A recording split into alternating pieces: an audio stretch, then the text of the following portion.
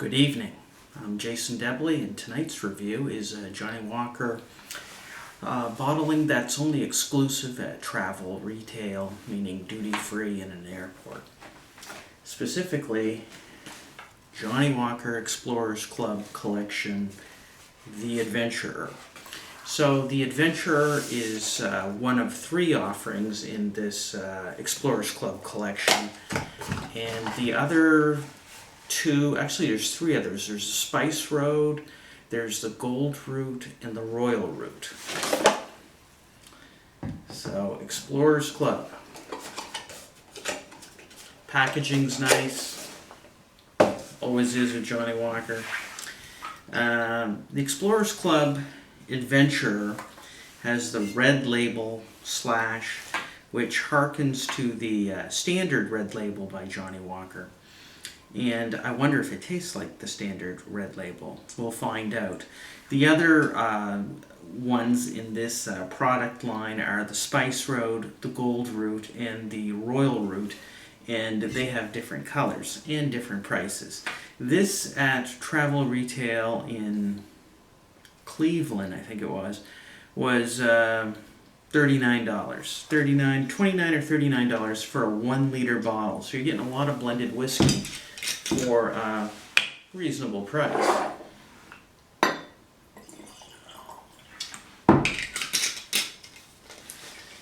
Now, Diageo named this collection the Explorers Club, and they got sued by an actual Explorers Club out of New York City that was established in, I think, 1905 or 1904.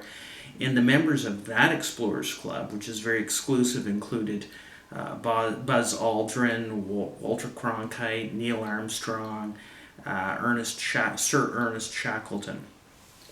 And they're a very moneyed club that is concerned with the pursuit of exploration in nature, in space, wherever.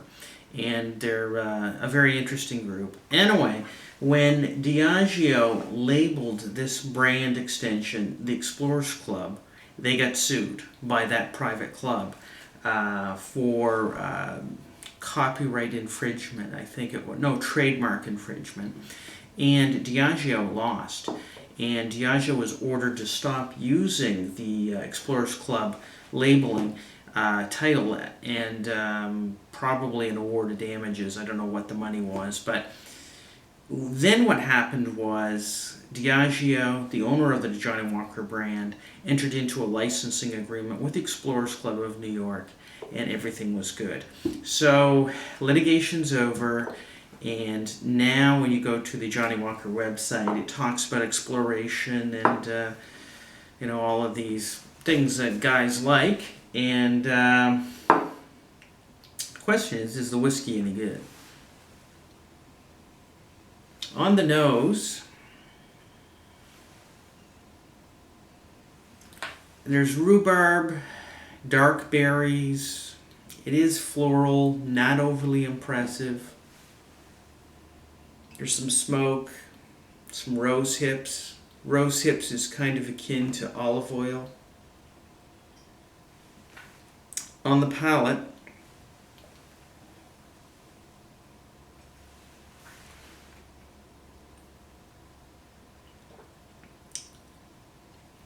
this is definitely a Johnnie Walker style product. It's a blend.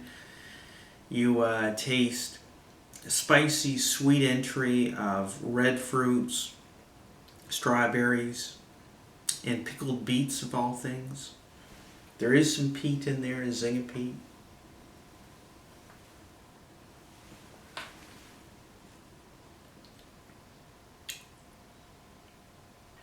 You're going to taste more peat on the finish. Not a lot, though. I mean, this is Johnnie Walker Red with more spice, a little more volume. On the finish, it's reminiscent of Montreal steak spice. For those of you who have not tried that dry rub on a steak, that product's not available, it's kind of like A1 sauce. There's kind of a steak spice finish to this. A lot of black pepper on the finish. Kind of a tannic, almost cola note, when it should be maybe a tannic red wine note.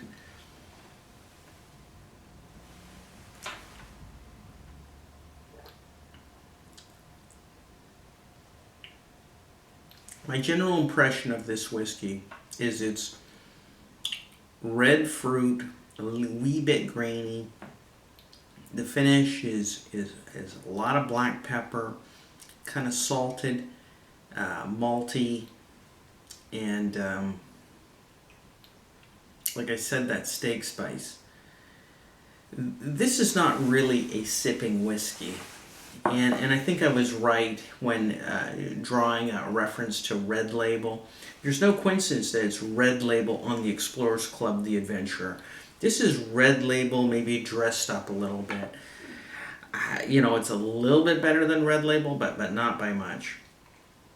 You're getting a lot of whiskey. You're getting a 1 liter bottle of 40% alcohol by volume for $29.99 or $39.99. I can't remember what it cost, but it wasn't a lot of money. This is not really a sipping whiskey to be consumed neat. Every time I try it, I prefer to put it in a big tumbler with a ton of ice, maybe even toss in some ginger ale and Agostino bitters and a slice of orange, and then you got a drink. This is cocktail mix. It's not a serious whiskey to be sipped by itself. It's not horrible. It's not great. I wouldn't recommend it.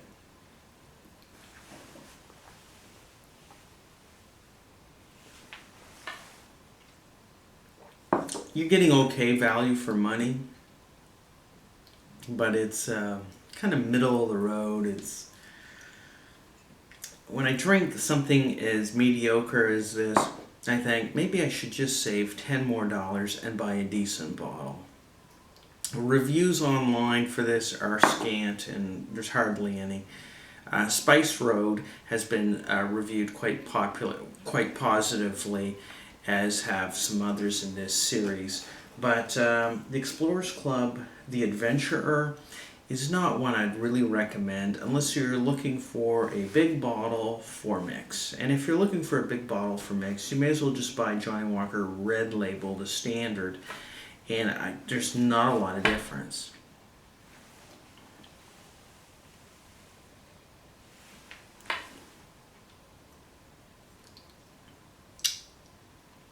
Yeah, not really impressive. Wouldn't buy it again.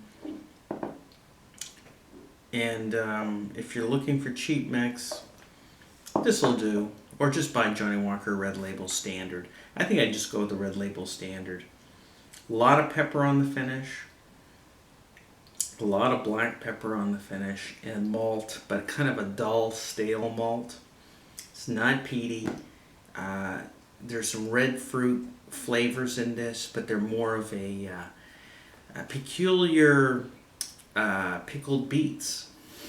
It's a little different. It's not bad, not great. If somebody gave me this after a motorcycle trip, yeah, it'd be pretty good. Anything would go good maybe after you're tired and exhausted. This is not something to write home to mom about or buy again.